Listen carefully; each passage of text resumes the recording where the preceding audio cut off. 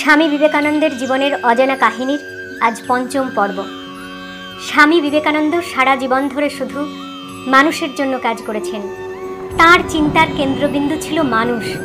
তিনি বলেছেন, মানুষই একমাত্র ঈশ্বর, যে ঈশ্বর আমি বিশ্বাস করি। মানুষ গড়াই আমার ব্রত। মানুষের মধ্যে অসীম সম্ভাবনা আছে, তার উন্নতির কোনো শেষ নেই। একমাত্র মানুষই সচেতনভাবে, সুপরিকল্পিতভাবে নিজেকে বিকশিত করতে পারে। এমনকি সেই রূপান্তরের গতি প্রকৃতিকেও সে নিয়ন্ত্রণ করতে পারে। একমাত্র মানুষই নিজের প্রভু হতে পারে। লক্ষ্যে পৌঁছতে গেলে সমস্যা আসতে পারে এবং তা আসবেও, কিন্তু সেসব বাধা সে অতিক্রম করতে পারে। প্রতিকূলতা না থাকলে জীবন একঘেয়ে হয়ে যায়। মানুষকে অন্যান্য প্রাণীর থেকে অনেক বেশি বাধা বিঘ্ন অতিক্রম করতে হয় বলেই সে মানুষ। সমস্যা দেখে ভয় না পাওয়াই হলো মানুষের আসল পরীক্ষা। বিবেকানন্দ মনে করতেন, ধর্মই মানুষের মধ্যে সেই গুণ বা শক্তির সঞ্চার করে যা তাকে সব ঘাত প্রতিঘাতের মধ্যে রক্ষা করে। তিনি সেই শক্তিকে আত্মবিশ্বাস বলেছেন। তার মতে বীর্য, সাহস এবং আত্মশ্রদ্ধাই ধর্মের প্রাণ। বাকি যা কিছু তা ধর্মের গৌণ অংশ। তার মহাকাব্য প্রত্যেকেই স্বরূপত অব্যক্ত ঈশ্বর। আজ শোনাব স্বামীজি মানুষকে কেমন চোখে দেখতেন তা নিয়ে তাঁর জীবনের 3টি গল্প। রাজস্থানের এক রেল স্টেশনে আছেন স্বামীজি। সারা দিন তাঁর কাছে লোক আসছে, নানা প্রশ্ন তাদের। স্বামীজি সব প্রশ্নের উত্তর দিচ্ছেন। লোক আসার শেষ নেই। স্বামীজিরও ধর্ম প্রসঙ্গের বিরাম নেই। এত লোক আসছে, কেউ কিন্তু একবারও খোঁজ করছে না স্বামীজির খাওয়া হয়েছে কিনা। এইভাবে পরপর 3 দিন সম্পূর্ণ অনাহারে থেকে স্বামীজি ধর্ম প্রসঙ্গ করে চলেছেন। জল পর্যন্ত খেতে পারেননি। 3য় দিন সবাই চলে যাওয়ার পর একটি গরিব লোক এসে তাঁকে জিজ্ঞাসা করল, মহারাজ, আপনি 3 দিন তো অনবরত কথাই বলছেন, জল পর্যন্ত খাননি। এতে আমার প্রাণে বড় ব্যথা লেগেছে। স্বামীজির মনে হলো স্বয়ং ভগবানই দিন বেশে এসেছেন। তিনি বললেন, তুমি আমায় কিছু খেতে দেবে? লোকটি জাতিতে চামার। সে বলল, আমার প্রাণ তো তাই চাই, কিন্তু আমার তৈরি রুটি আপনাকে দেব কি করে? আজ্ঞা হয়তো আমি আটা ডাল এনে দিই, আপনি ডাল রুটি বানিয়ে নিন। স্বামীজি বললেন, না, তোমার তৈরি রুটিই আমাকে দাও, আমি তাই খাবো। লোকটি শুনে ভয় পেল।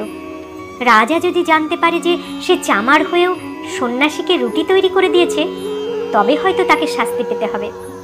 তবুও সাধু সেবার প্রবল আগ্রহে নিজের বিপদ তুচ্ছ করেও স্বামীজির জন্য রুটি তৈরি করে নিয়ে এলো।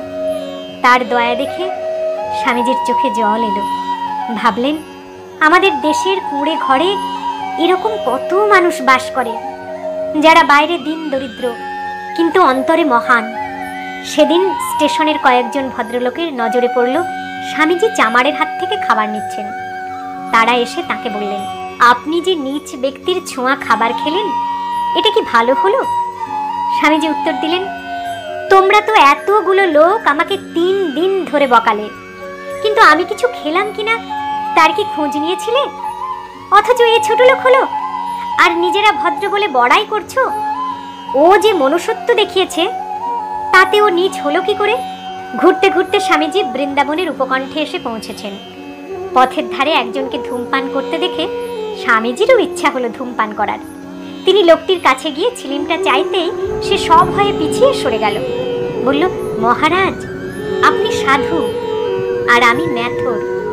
স্বামীজিও আর কিছু না বলে নিজের পথে চললেন। কিছু দূর এগিয়ে গিয়েই তার মনে হলো, আমি না সন্ন্যাসী, আমি না জাতিবোধ পারিবারিক সম্বন্ধ সবকিছু ত্যাগ করেছি, আর আমি কিনা ম্যাথরের ছোঁয়া ছিলিমে তামাক খেতে পারলাম না। ছি ছি। তৎক্ষণাৎ তিনি ফিরে এলেন। ম্যাথরটির আপত্তি সত্ত্বেও তার ছিলিমে তাকে দিয়েই তামাক সাজালেন। তারপর সেই ছিলিমে মুখ লাগিয়ে মহানন্দে ধূমপান করতে লাগলেন। এই ঘটনার উল্লেখ করে স্বামীজি পরবর্তীকালে বলেছিলেন, সত্যিই আমার সেদিন নিজেকে পরীক্ষা করে দেখার ইচ্ছা হয়েছিল, সন্ন্যাস নিয়ে পূর্ব সংস্কার দূর হয়েছে কিনা, জাতি বর্ণের পারে চলে গেছি কিনা পরীক্ষা করে দেখতে হয়। ঠিক ঠিক সন্ন্যাস ব্রত রক্ষা করা মহা কঠিন। কথায় ও কাজে একটু এদিক ওদিক হওয়ার জোর নেই। সেদিন আমার এই শিক্ষা হয়েছিল যে কাউকে ঘৃণা করা চলবে না।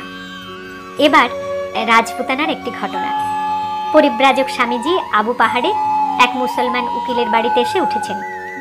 একদিন খেত্রী রাজের প্রাইভেট সেক্রেটারি জগমোহনলাল ওই উকিলের বাড়িতে এসে স্বামীজিকে দেখলেন। স্বামীজিকে তিনি প্রশ্ন করলেন, আপনি তো হিন্দু সাধু, আপনি মুসলমানের বাড়িতে আছেন কি করে?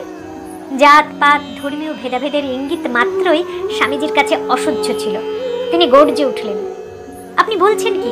আমি তো সন্ন্যাসী, আমি আপনাদের সমস্ত সামাজিক বিধি নিষেধের ঊর্ধ্বে। আমি মেথরের সঙ্গে পর্যন্ত খেতে পারি। ভগবান অপরাধ নেবেন সে ভয় আমার নেই, কেননা এটা ভগবানের অনুমোদিত। শাস্ত্রের দিক থেকেও আমার ভয় নেই, কেননা শাস্ত্রেও এটা অনুমোদিত। তবে আপনাদের এবং আপনাদের সমাজের ভয় আছে বটে। আপনারা তো আর ভগবান বা শাস্ত্রের ধার ধারেন না। আমি দেখছি বিশ্ব প্রপঞ্চের সর্বত্র ব্রহ্ম প্রকাশিত আছে। আমার দৃষ্টিতে উঁচু নিচু নেই, শিব শিব। স্বামীজির কথা এবং ভঙ্গিতে যে বিদ্যুৎ বিচ্ছুরিত হচ্ছিল, জগমোহনলাল মুগ্ধ হলেন। ভালো থাকুন বন্ধুরা। নিজের আত্মবিশ্বাস আর প্রচেষ্টা দিয়ে নিজের নৈতিক দুর্বলতাগুলো দূর করে মনকে সংযত করে তার সত্য ও কল্যাণের দিকে চালিত করে কঠোরভাবে নৈতিক অনুশাসনগুলো মেনে নিখুঁত জীবন ও চরিত্র গড়ে তুলুন।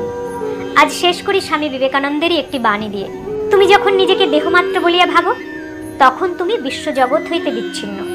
নিজেকে যখন জীব বলিয়া ভাবো, তখন তুমি শাশ্বত মহান জ্যোতির একটি কণিকা মাত্র। আর যখন নিজেকে আত্মা বলিয়া ভাবো, তখন তুমিই সবকিছু। বরং ভাবতে হবে যে সকলেই ভগবানের সন্তান। আবার স্বামীজিকে নিয়ে কথা হবে আগামী পর্বে। আজকের মতো এই পর্যন্ত।